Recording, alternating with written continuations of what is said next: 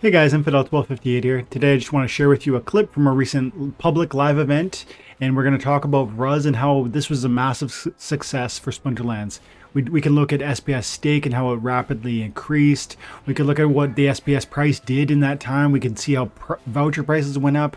We can see how it put utility into our vouchers, and ultimately how it put in brand new amazing card into the game of Splinterlands. I think this is going to be a repeat in 3 months when we see our next promo card be released, but there's going to be some tweaks to that, and we're going to talk about that today. I hope you'll stick around for this one, and if you want to be present for these live events, consider supporting my YouTube channel. Thanks guys, have an amazing day. Bye for now.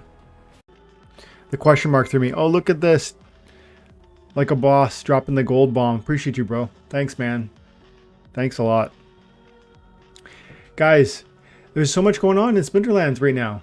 I mean, Vruz is getting, like, I think people are, the price point on Vruz, hey? Yesterday, last I checked, 50 cents. And we paid for it with 11-cent vouchers. So that's pretty impressive. Where are we at today? And it touched 60 cents. And actually,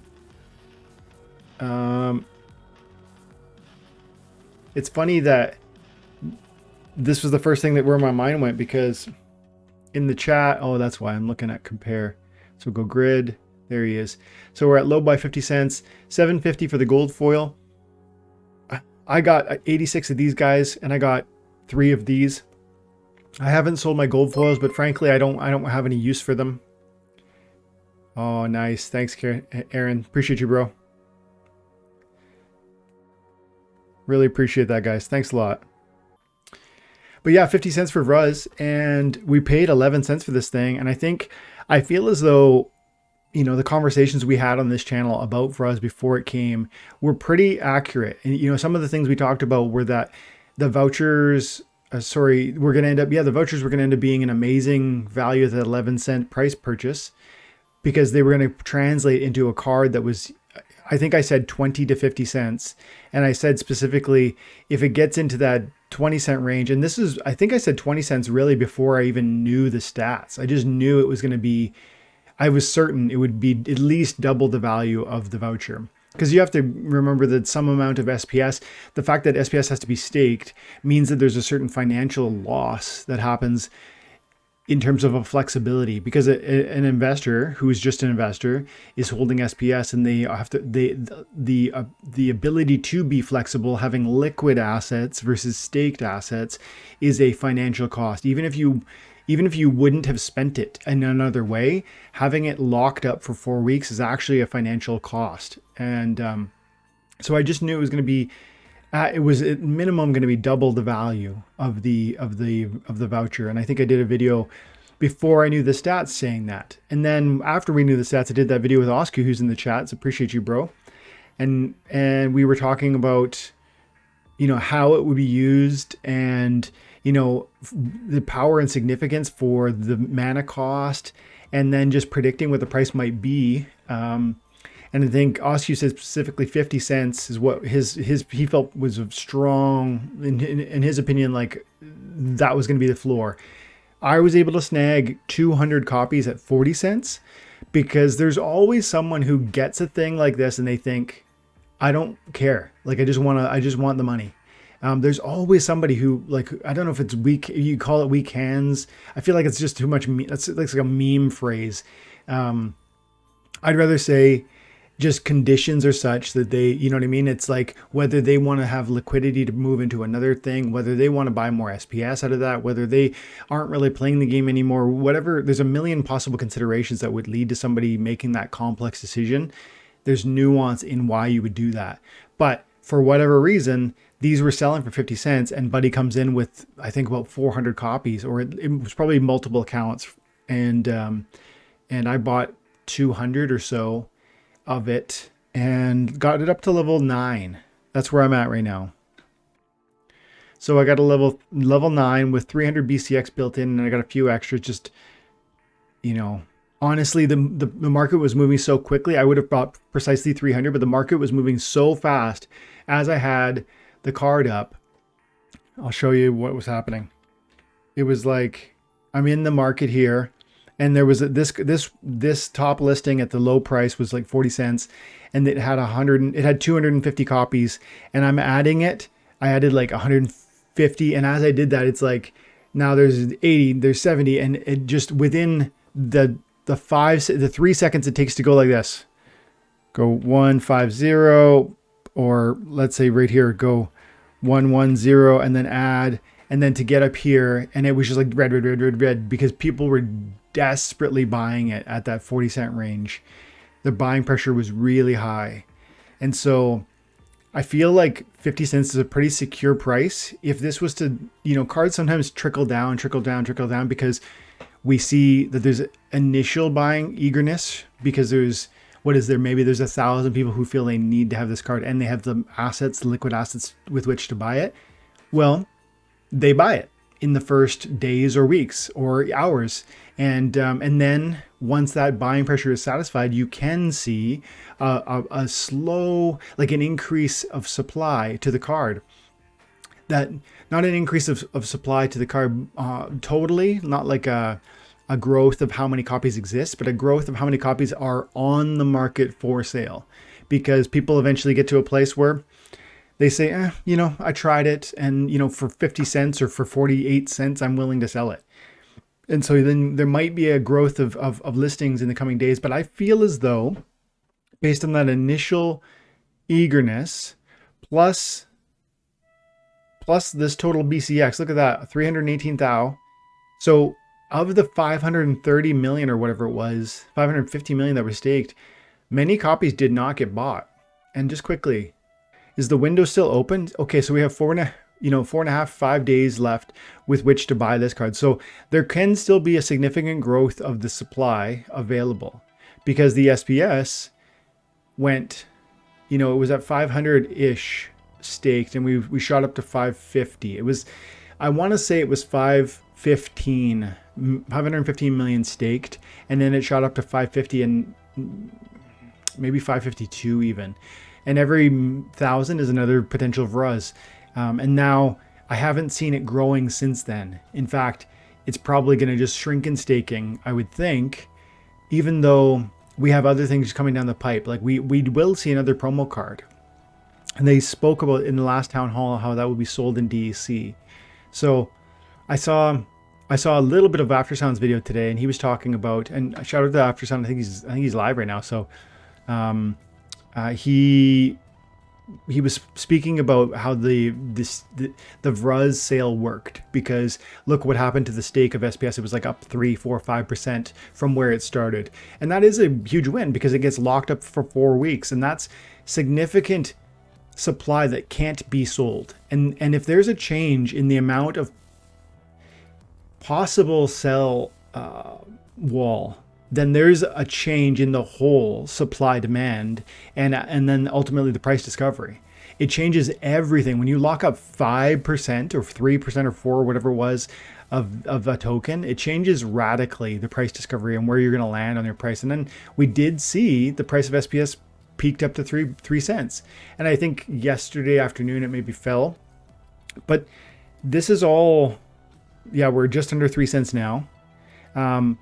But I think between people trying to acquire more because they wanted more stake for more Vruz, and then between people having to lock up some for the stake to get the Vruz, and then a 4-week wait time to unstake, you end up creating this scenario where there's buy pressure and lack of sell pressure. And so that's an exciting thing. And we already know that we're going to do it again. This ride is going to start up again in 3 months. I think they said it once a quarter they're going to issue one of these promo cards. They've said that the next one will be sold for DEC, not for vouchers. They said that in a recent town hall. I'm not sure if everybody noticed it. Aggie and I clipped this one. Aggie and Nate were talking about Vruz, and they were asking. Aggie was asking Nate, how much is the new Vruz card going to cost? Because at that time the community hadn't been told, and how many are going to be minted. And he explained it was going to be 1,000 SPS would entitle you to mint 1 copy staked, and then you would need to pay 1 voucher. And then Aggie said, I think we're paying vouchers for this one and DEC for the next one. And Nate goes, yeah, that's right.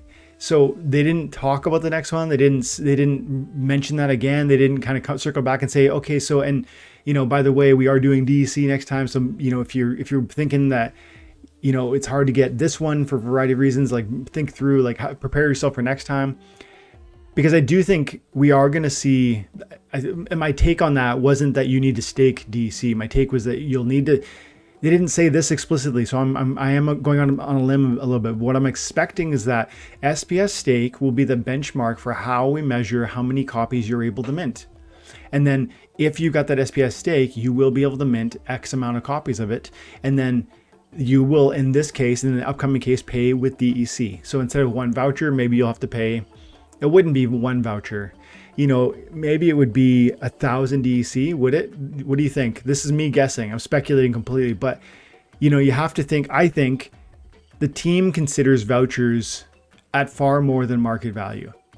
Now the market value for a voucher is 11 cents. So vouchers at 12.4 today. They were a little lower yesterday, and that might have something to do with high price moving or whatever. But anyways, 12 cents. And the team doesn't think of them as 12 cents. That's the market value. And I know the team doesn't think of them as 12 cents because, when we exchange them for instance, Vruz, it's just a token in their minds. Or for instance, when we use them for things like Riftwatcher gems or validator nodes, they're assigned these values that are much higher than 12 cents. And when they are assigned a value, they're given this almost arbitrary number that's bigger than that. And so my thinking would be they would probably charge us like 1,000 DEC or something like that per print, calling it like $1. And of course, it's not $1. It'd be closer to 80 cents based on market conditions.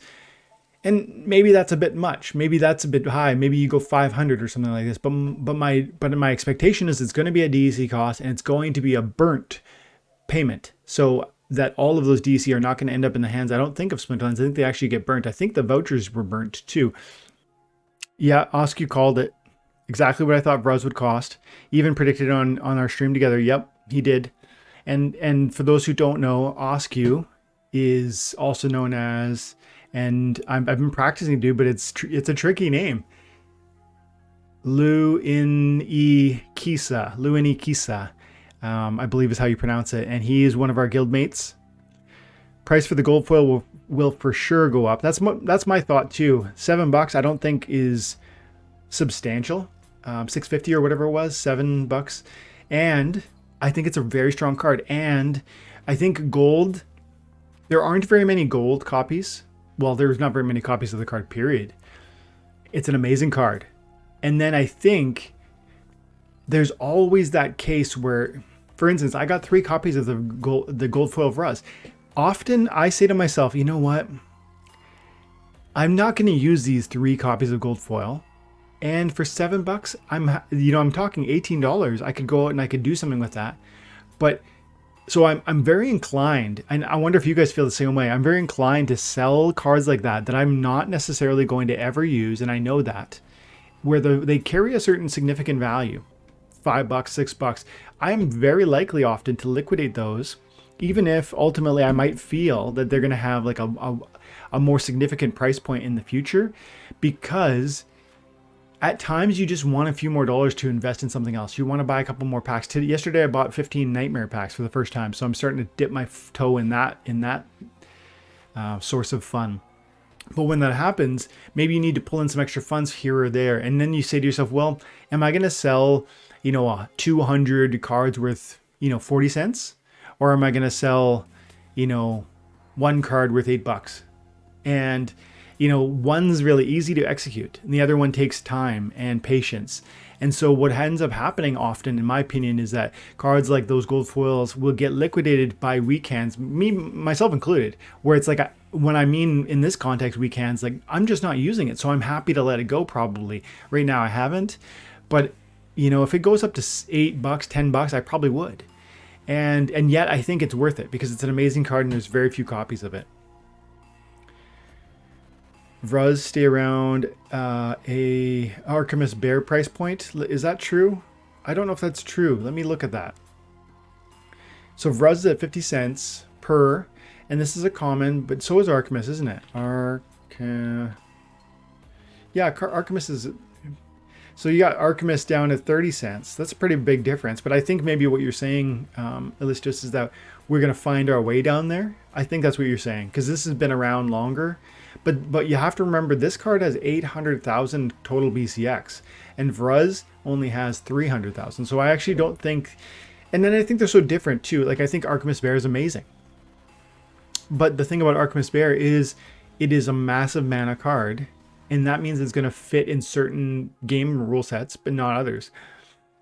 The 2-cost sneak attack with Martyr is the cheapest Martyr in the game, the fastest sneaker in the game. It does amazing damage for the mana. It happens to be, it's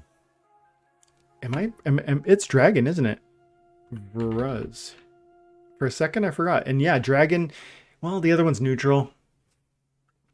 I think Vruz has a more, you could formulate a stronger argument for a value, setting aside, like, even just looking at utility. I think Vruz is probably a more desirable card to more players under more settings. Not because Artemis is bad, but because of Artemis's 2 mana and because of what it's capable of doing, including the Martyr, and how cheap that Martyr is, being the 1 mana cheaper than any other Martyr. And how that kit works in context, for, like, you could put this thing in the back and let it die and be okay with it dying. Plus, by the way, it might not. It's so fast. You put this in the rear on that 6th spot and it will be a sneak attack defense because it has 7 speed. And if your opponent comes soft with, like, you know, some 3 speeds and maybe even some 4 speeds, they're gonna have a strong probability of missing you. And then you can imagine, what could you do? You know, you bring out some swiftness, you bring out some blind, you bring out some slow, and suddenly the 7 is very evasive. I really think at the highest levels, this is an amazing sneak card for doing damage to your opponent, but also for avoiding damage from your opponent. And lastly, because of that Martyr condition, and for the 2 mana. So I think this package is more desirable from Artemis. And then on top of that argument of better utility because of its lower mana and the kit that it offers and being more broadly applicable, add to that a difference of 500,000 supply. That's where I would say this one will and should always be more than Artemis. Not that Artemis is bad, it is amazing and I love it. Even higher than the bear, says Oscu. Smoke Lord. You think so, Oscu? Even if they remove CP from requirements? I fear for Untamed and gold foil value if they remove CP requirements. This is a fun topic. Okay, let's spend a few minutes here.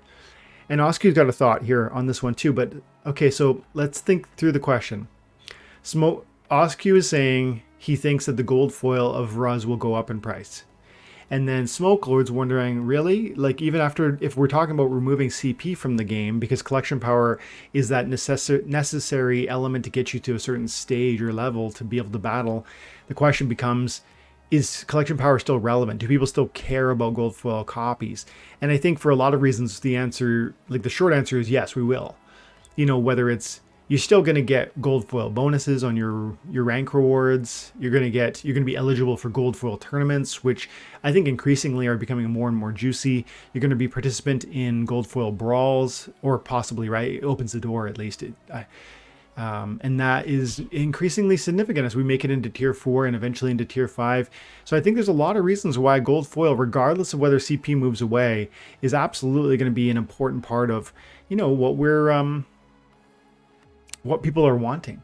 And plus there's the rarity side. Like, we should never forget that this is a collectible card game and there are collectors out there. So there are people that love this game because they like playing it. There are people who like investing in things, and those sometimes are the same crowd, but they're sometimes not. But then thirdly, there's just the collector. There's a person who just loves collecting. And I was talking yesterday with Blaze Koss, or he goes by Blaze, but his name is Blaze KOS, and he's a great guy. And I got to know him a little bit. It was a fun conversation, and I hope that he'll come back on the chat. On the channel another time in the future. And I definitely want to feature more time and attention people. So yeah, if you guys are in the guild and you want to make yourself known and share a bit about your journey within Splinterlands, I think that would be great, because I really truly believe I'm starting to recognize through, for instance, the People's Guild, and actually through your guys' viewership of some of these recent videos I've done with some of these guys, including Oscu. It's like, you guys want to see this. You want to know these names that are in our community. And I think that would be great because it's going to open up new stories for, hey, like, how did this speak to your life? How did this, what is this? How did this game call to you? What attracted you to it? Because I think that's going to then open doors for new people that are still exploring this. So I'm excited to kind of go down that road. But I'm digressing here because I wanted to, I guess, speak more to that, the collection power thing. But I think, yeah, even if we move away, even if we move away from CP being important, you still have, remember, what are they called? You got your PP that you got to worry about. And so the gold foil card does have more PP than the non.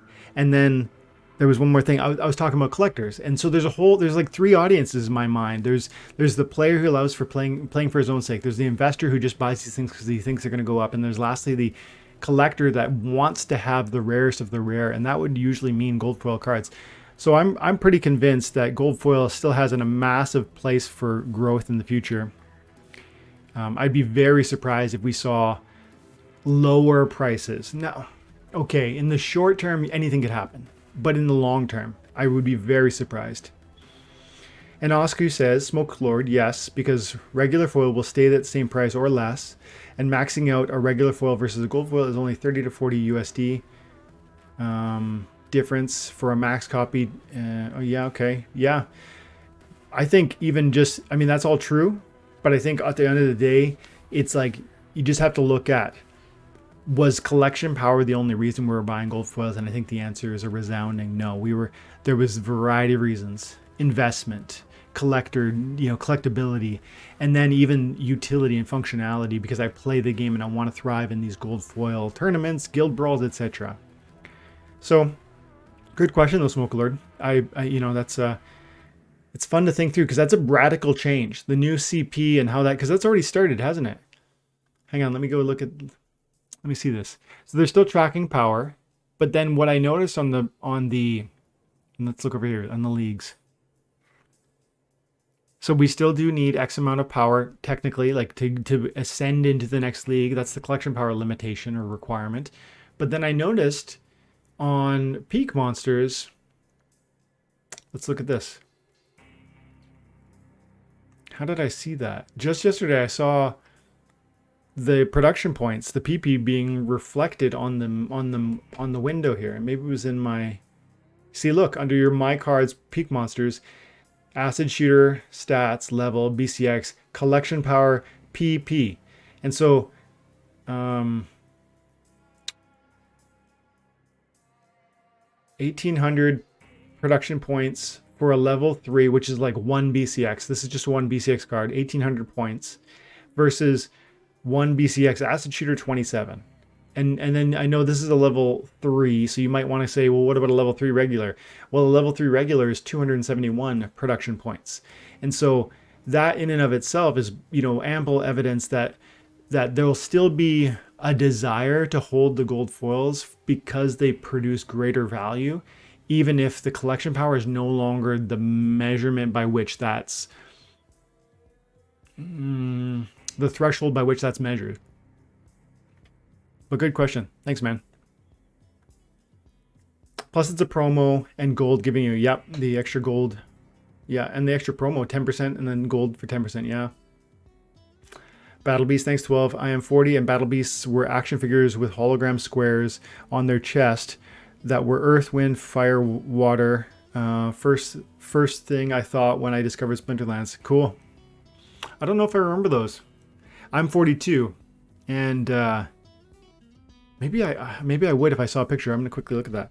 Battle Beasts image.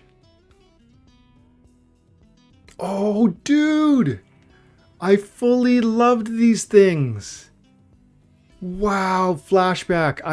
I completely forgot about these things, man. I loved these as a kid. I want to see if I can recognize any one of them. Oh, wow, that's such a cool... I'm so glad you commented that. I think I had this guy. I feel I recall that kind of. You know what? They're all kind of similar looking, so it's hard to say if that really is... Wow, I loved that. What did their little... They had a cartoon, I think, and I think I barely remember it. Like it's like I don't know if I was super into it or not because it almost feels like I don't remember it, but I do remember these. Yeah, dude. And some of my little holograms would wear out, and then I would have to like remember what they were or whatever because some of them got like water or something, like he said, water or air or whatever. So cool. I'm really glad you mentioned that. That brings me way back.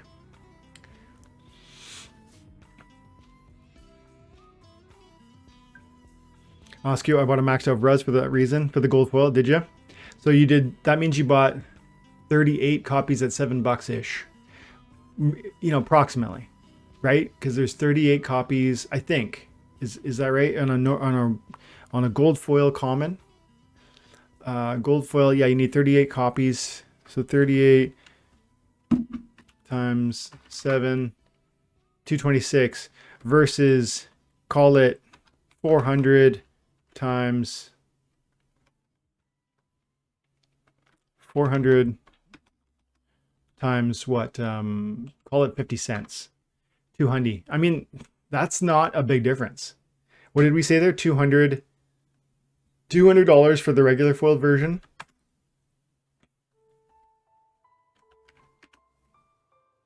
Or 266 for a gold foil. That's a bargain. You're talking, is that, it's a bit more than 25%, right? It's probably closer to 30% more. Yeah, 33% more. It's 33% more, but I mean, that's not a lot of markup. And I bet if we went to compare and we went Vruz, let's see, not alpha beta, gold versus regular, it's probably one of the 14, it's probably one of the lower differentials. Oh no, it's not. But these things get out of control. Like Shin Low is just a weird card. Sometimes you can't compare some of this stuff. But that multiplier, as you can see, that multiplier is not very large. Like see how some of these cards down here, 90-to-1 multiplier, gold foil to regular foil. And you can't necessarily trust all these numbers because maybe it's an odd, Pit Ogre, maybe there's one BCX for that, and there's, you know what I mean? And then maybe there's nothing available. Let's see. On the gold foil, there's one copy for 800, and on the regular foil, there's one copy for 249. But you can't, it just so happens there's very few gold foils. So you can't always trust it, but for 14 times differential, and I would argue it's not 14 times even. It is 14 if you want to buy kind of one, but the real number is more like I said, 33% more because you only need 38 copies of a gold foil versus 400 for a regular, and that's if you're going to max, because if you're not going to max, the numbers are even potentially lower. If you've never thought this through, guys, this is like something I've talked about before, but I will reiterate because we're doing a live that's reaching the public and maybe you have never heard this before, but sometimes the differential between gold foil and regular foil can be surprisingly low. And I think that Vruz one is kind of an example, but just as another example, like if we look at, how do I put this? Okay, so let's say you want a card, and probably not one of these cards that's super, super cheap as is, but let's say you want a card that's like halfway expensive, like maybe let's go to like a rare. Let's go to the rares, and let's say you want like a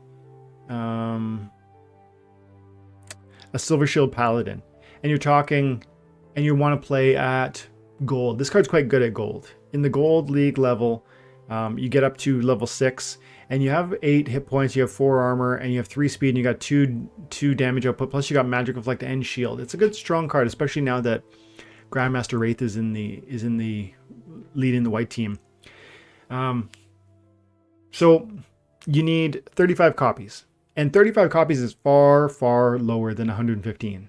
So the differential there, the cost differential to get to a gold league level versus a diamond league level, champion league level is massive, right? You're talking at 80 cents times, $24 or something like that versus $80. Big difference, huge difference. But then recognize also, let's look this card up. Silver Shield. Oh, okay. And then you look at the gold foil, And this is the beta version. So we were just looking at beta. So let's stay to beta. How many gold foils do you need to get to level 6? You need 7. So even though the cost, I can tell already it's not going to work out. But there are times where you'd be surprised how, because you only need 7, not 22, like with the Vruz, it's like I said, 266 for the max gold foil, 200 for the max regular foil. I bet if you did the same thing actually on the Vruz, quickly, let's do that. I should have just did this at the beginning.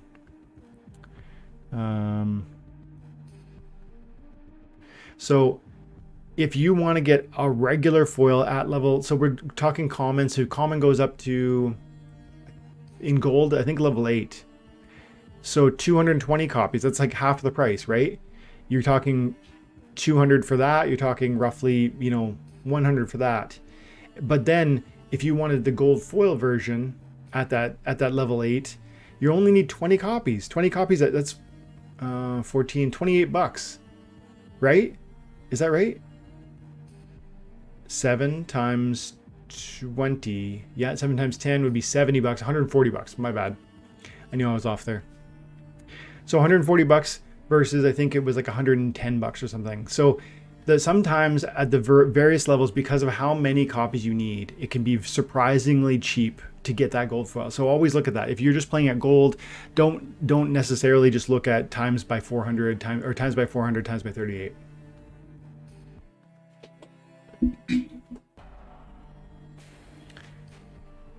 Luke says I bought one at 45 cents. I bought several at 40 cents and I would show you guys, but I do so much purchase and sale and rent that those are lost to the sands of time, I think.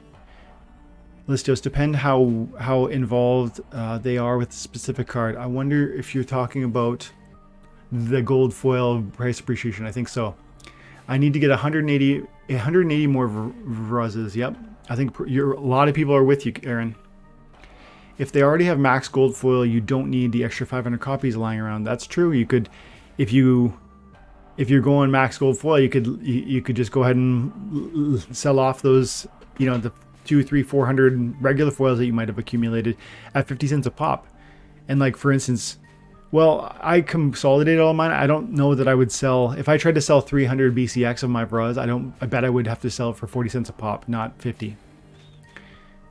I think I'm going to shoot for a level 5 gold. The level 5 gold, what would that offer? Level 5, so you get the martyr. Yeah, that would be pretty huge. I would say that would be a very key breakpoint. And that's another thing. There are times where cards have a key level that you just almost have to have.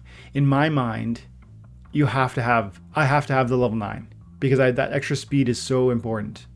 But and that extra melee damage, which starts at level 6 or starts at level 8 over here, is very important. The True Strike would be awesome, but I don't need it, especially when you're talking about 7 speed. For the most part, I'm going to assume this thing is landing its shots. So for me, 300 copies of the regular was enough. I didn't go with the extra 400.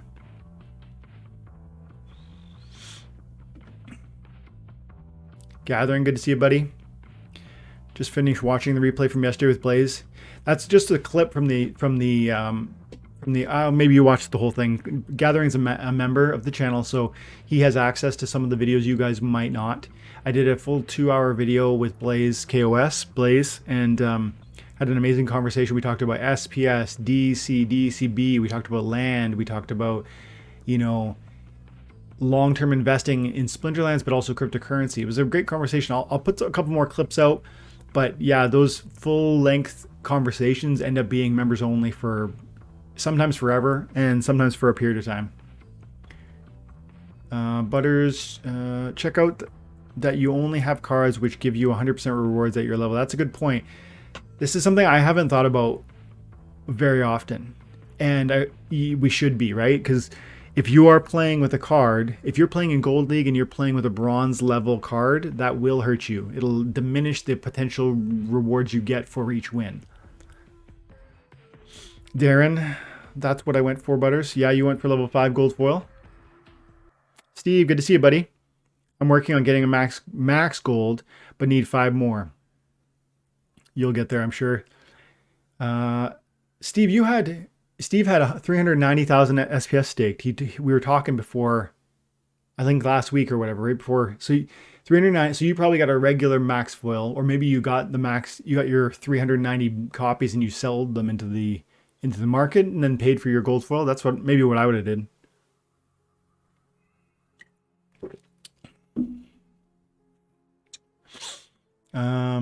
Alex got my Vruz up to level 5. Everybody's going for that martyr, hey?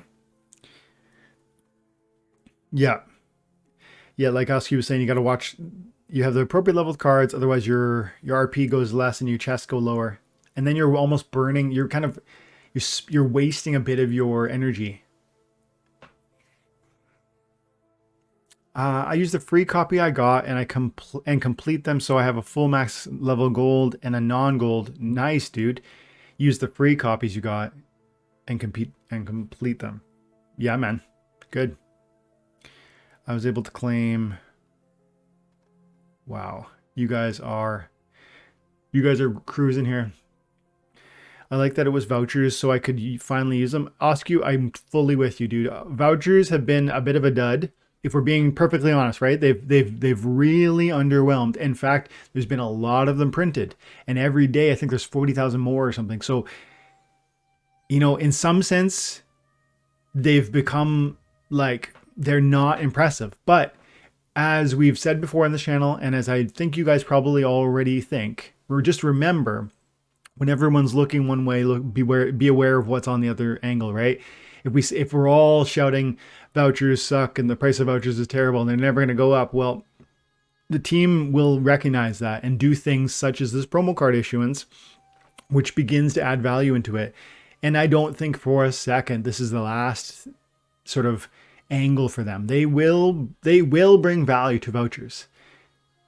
But the question is, the real question that we are asking when we're trying to navigate these things, like, hey, my vouchers haven't moved, but my DEC hasn't moved, but my SPS hasn't moved. We're really trying to know, like, what in the short term would be the best move for me so that I can maximize my long-term thing.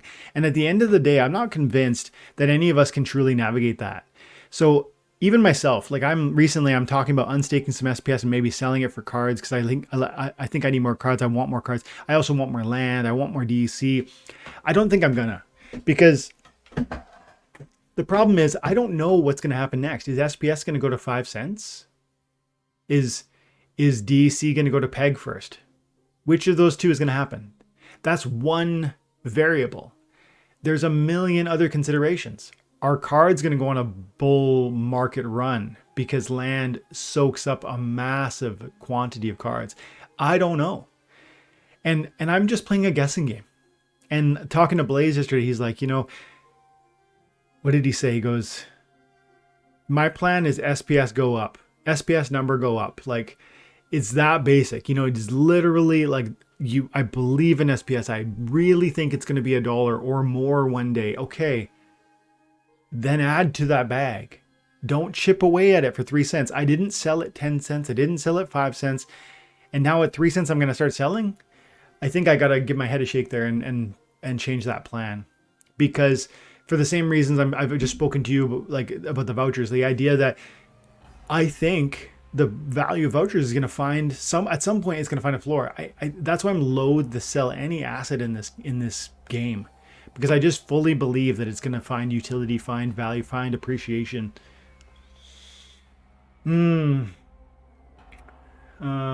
Powis, made the live. Good to see you, buddy. Okay, so Listio said that the SPS was burned, or I mean the vouchers were burned, which means that the DC will likely be burned. That's good to know. Steve, hard to tell. I wonder if the next one the team sells will only be max. Will be 1,000 max level again, like Walker or something. That would feel like a step backward to me. First of all, I think Splinterlands, one of the things about Splinterlands is that one of the best things that is sometimes overlooked about Splinterlands, people say it's a collectible card game. They also say it's an auto brawler, meaning you pick your battle and you watch what happens. And that's true. That's part of it. And And but then there's an overlooking or like an ignoring of the fact that there's a complexity in the economy of this game. So think, how many SPS do I need? How much DEC do I need? How many land plus do I need? All those questions. How many cards do I need? Modern versus wild. And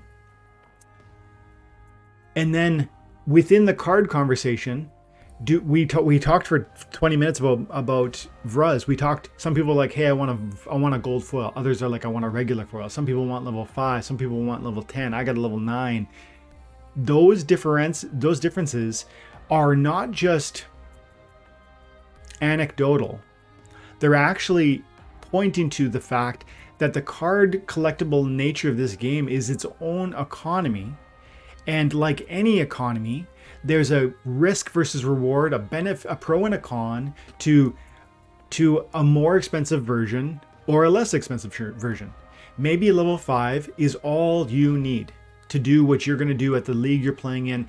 That navigating that thoughtfully is a deeply complicated process that gives this game such complexity and brings a lot of joy for me, because it's this thoughtful element of economy management.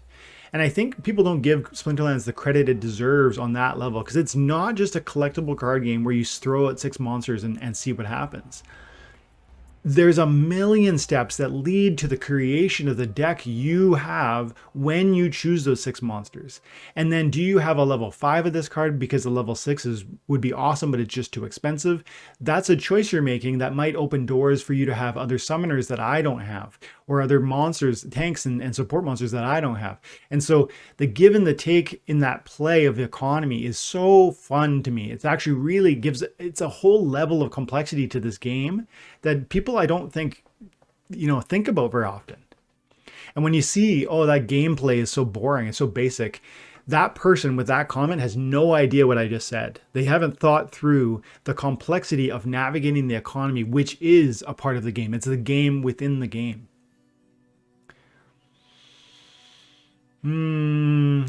Guys, I'm talking fast as I can, but you guys are writing faster. Appreciate you. Thanks for the amazing conversation, guys, for the amazing feedback, the great comments. I love it. I'm so hopeful for where we're aiming, because of, like, in large part because of what I see, like the passion I see from people like you guys come out, hang out. After Sam was live before me, and I know you guys are watching them, and then I'm live and you're like, yeah, I can do 4 hours in a row of Splinterlands. Why not? That is awesome. That is awesome, because it means the people who are still here, even if we are smaller than we wish we were, this community is sold out for what this is. And of course, that doesn't mean it's perfect. And it doesn't mean we don't have complaints or criticisms. Those are fine. But it does mean that we are really expecting positive results from what's being planned and executed, and that is fun to be a part of. It's like we're rooting for it's almost as if we're all rooting for the same sports team. And you get together inside of a stadium with 30, 40, 50,000 people that love your team. That's Splinterlands is our team. And we're cheering them on and watching and hoping they make the right calls. And sometimes they make a call and you're like, oh, that was such a stupid move. Why'd you do that? And sometimes massive wins. Like even Vruz. I think Vruz was a really big win. The price of Waka was insane. I think that's true for what it was. But I also think Waka is really mocked. And I'm not in that crew anymore. I used to personally think it sucked. And I've come to a place where I think Waka is actually pretty strong in the right context. I really like having poison, but I need it as an option. I don't think it's a carry card. I think it's part of a kit that can be very powerful. Luke says, I prefer the plentiful common promos. It's funny because, it came out and they were talking about making them gold or regular, or sorry, common. And I heard people say, oh man, it's so unfair. Like, why don't they just make it legendary? Because part of them, I think the statement there was, hey, I'm not going to get 400 copies, so I'm not going to have a max level copy. So I wish they would just do legendary, because then 1 or 2 or 3 copies would go a long way. But it's funny because, like, if they did a legendary, there would be so few copies of a legendary. It'd be such a crazy price. You wouldn't get those either. So I feel as though, people just, they really, we all want the most that we can get. And so comments like that sometimes are really geared at, I wish I could have more, is what you're saying. And so I think, yeah, let it be a common, because one, commons are applicable in more games. There are certain cards where legendaries can't be played. Two, legendaries are often $10 or more, $20, $30, $50 for a card. It's nice if it's a 50-cent card, and then somebody who wants to play in bronze can afford one. I think that appeals to more players. Plus, earlier Steve said, maybe like Waka, they'll just issue 1,000 max level copies. Again, like I didn't finish this point, but what I was trying to say earlier about the economy of this game, the game within the game, is being able to, the cool thing about Splinterlands is being able to navigate. No, I don't want a level 10 Vruz. I want a level 8 or a 5 or a gold foil or regular. That makes it, that's a complexity that is allowed within the handling of your Vruz that is not permissible within Lux Vega or Waka Spirit Blade, because they come out max level, and or for that matter Rooney, because they come out max level and you can't negotiate that. You can't choose the level 1 Rooney. It doesn't exist. And so there's a degree of simplicity with those cards. And I for one think we should steer away from that where we can. That's true. Black Coffee says there's still time to increase the number of Vruz being minted. Yep, there was 550 million, I think, SPS staked, which means there's potentially 550,000 Vruzes that could be minted, but they haven't been yet. And they have 4.5 days left to mint them.